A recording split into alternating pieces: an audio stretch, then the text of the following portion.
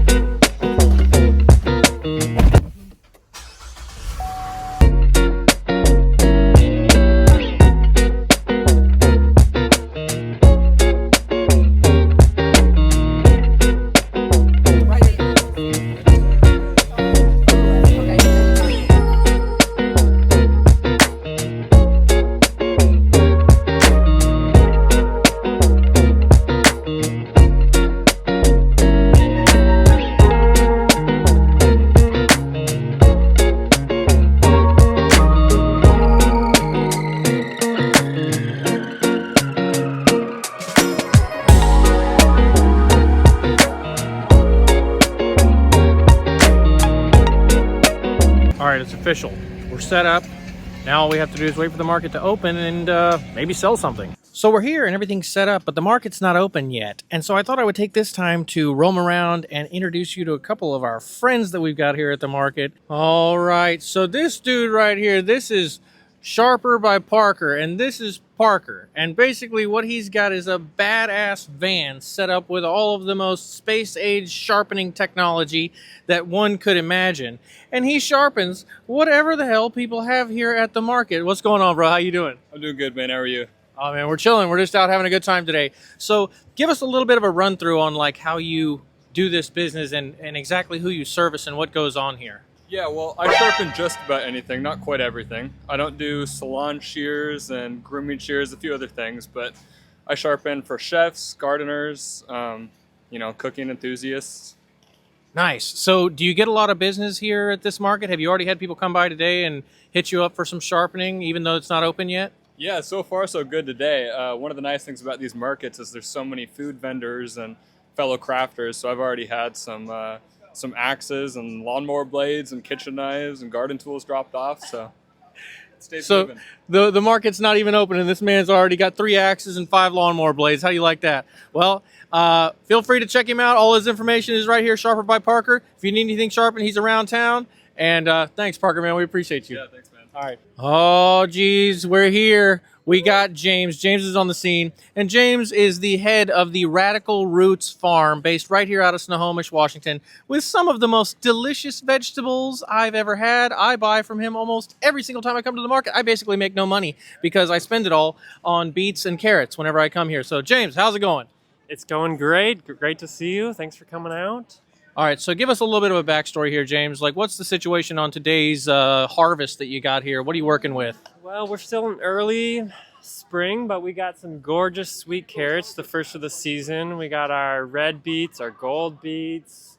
We got more asparagus, little gem lettuces. They're my favorite, super crunchy, kind of a cross between romaine and butterhead. Oh, nice. I know. So on the story for your business, how big of a farm do you have? I know that's one of the big things that people love about your farm is that it's surprisingly small, right? Yep, we're just a 1-acre farm, we bring an impressive amount of stuff for how small we are, and we're only 1.5 miles from here, so we're the closest farm that you could buy from here at the market.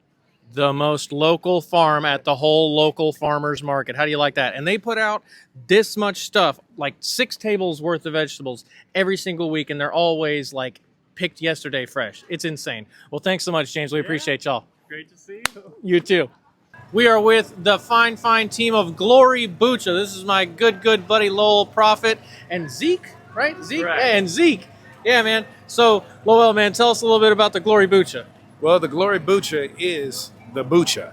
So you want to come down here every Thursday to the Snohomish Farmers Market, and you want to try all the different flavors that we have. We're located right at Dairyland, and so come on out, come visit us, take Lincoln Avenue, and it'll take you all the way there in Snohomish.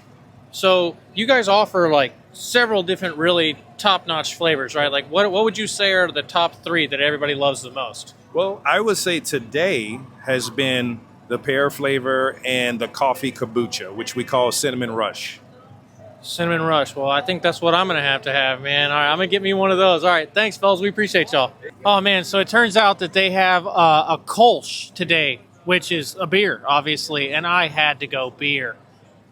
All right, y'all. We couldn't have a day of interviews at this fine market without me getting over here with my good buddy Brant.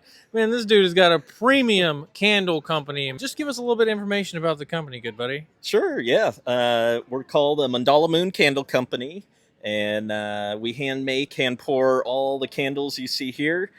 Just a small family business, and what started it is you can see all the mandalas on each of the candles. They're all different, and my younger sister, she actually hand drew those freehand in a big notebook, and then we made them into digital files to make all the labels out of them. So did you tell her how many you wanted initially, or did she just draw as many as she drew, and then that's how many candles you had? Well, it's always kind of been her like way to relax, kind of her zen. And my mom came across her notebook one day and was like, "We need to do something with these." And my mom's always loved candles, and so she's like, "Let's make some candles and put the mandalas on them." And 4 years later, we're still doing it and have almost 50 candles now. No way. Okay, so you got 50 candles, but which one would you say, like, or top three? Like, what are the top three best-selling candles that you probably have between in person at the markets and on your website? Sure. So it kind of varies seasonally, but pretty consistently. Fog Bank up here is our top seller, and Mimosa Splash, kind of especially getting into summer and around Mother's Day. That's a very popular one. People call Citrus Kiss here the clean kitchen scent. Very kind of fresh, clean scent. And my personal favorite is Tree Whisper, which is kind of like a piney scent, but we threw some citrus in there too, so it's not overly Christmassy. It's kind of fresh. One last question I have. One of the things that I noticed whenever I first found out about this business is they have these, every candle has some situation of like little stones and rocks and interesting things, crystals, etc. I'm not sure. In the tops of the candles is like decoration. What's the story on that?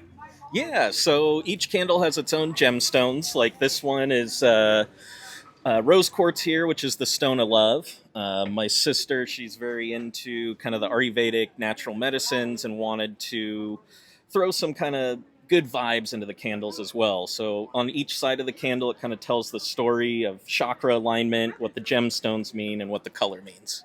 Sick. Well, thanks, bro. I appreciate you. This is a great business, and you've obviously put a lot of work into it. We appreciate y'all. Thank you. Thank you. Yeah. And you got to rush the customers as we're doing it. All right, so the day is over, and we got all packed up, and we're finished. And probably just for the sake of ease, I'm just going to play the unloading video in reverse, and you guys will probably never know the difference. So here we go.